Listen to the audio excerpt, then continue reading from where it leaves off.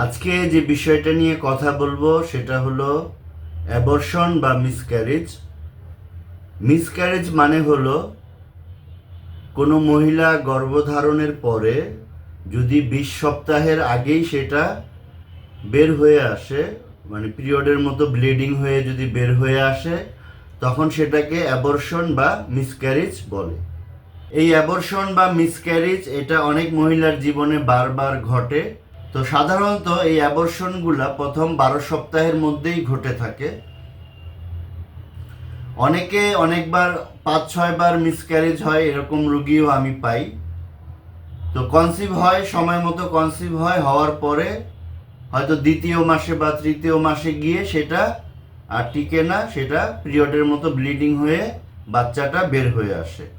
তো এটাই হলো মিসক্যারেজ। এবং এর হওয়ার যে কারণগুলোর মধ্যে অনেক কারণ থাকতে পারে।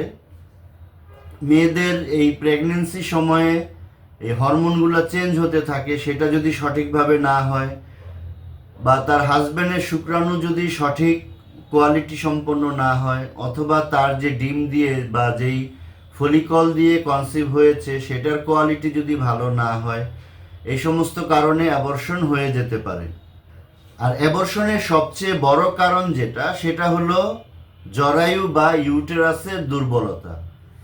এখন অনেক মহিলার এই জরায়ুর সাইজ এটা সময় মতো বাড়ে না, জরায়ুর মাসলগুলো টাইট থাকে, অথবা জরায়ুটা আঁকাবাঁকা থাকে, ফলে সঠিক পজিশনে সেটা বড় হতে পারে না।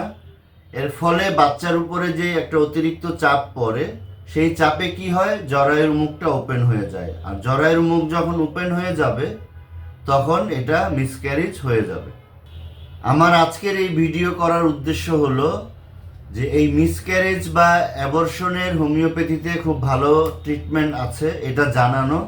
হোমিওপ্যাথি চিকিৎসার মাধ্যমে এই জরায়ুর কোয়ালিটি ভালো করা যায়, জরায়ুর অবস্থান ঠিক করা যায়, এবং জরায়ুর ইলাস্টিসিটি শক্তিটাকে মানে পাওয়ারফুল করা যায়। বাচ্চা বড় হওয়ার সাথে সাথে জরায়ুটা যেন যথেষ্ট পরিমাণে বড় হয়। যাদের এইভাবে বারবার অ্যাবর্শন হয়, কনসিভ হয় কিন্তু টিকে না, তো তাদেরকে আমি পরামর্শ দিব যে হোমিওপ্যাথি ট্রিটমেন্ট নেন। হোমিওপ্যাথি ট্রিটমেন্টে আপনার এই জরায়ুর শক্তি বাড়বে, এবং জরায়ুর শক্তি যখন বাড়বে তখন এই কনসেপ্টটা নষ্ট হওয়ার সম্ভাবনাটা খুব কম থাকবে। হোমিওপ্যাথিতে বিভিন্ন গ্রেডের মেডিসিন আছে, যেমন প্রথম মাসে অ্যাবর্শন হইলে কি মেডিসিন হবে, দ্বিতীয় মাসে অ্যাবর্শন হইলে কি, তৃতীয়, চতুর্থ, পঞ্চম, এভাবে প্রতি মাস অনুযায়ী কোন কোন মেডিসিনের ভূমিকাটা বেশি, এভাবে আমাদের ভাগ ভাগ করা থাকে। তো আমি এই পর্যন্ত অনেককেই ট্রিটমেন্ট দিয়েছি এবং সফলতার হারও খুব বেশি। তো এই জন্য যাদের অ্যাবর্শন হয়ে যায় বারবার, তাদেরকে আমি হোমিওপ্যাথি চিকিৎসা নেওয়ার আহ্বান জানাই, যাতে আপনারা এই বিপদ থেকে উদ্ধার হতে পারেন।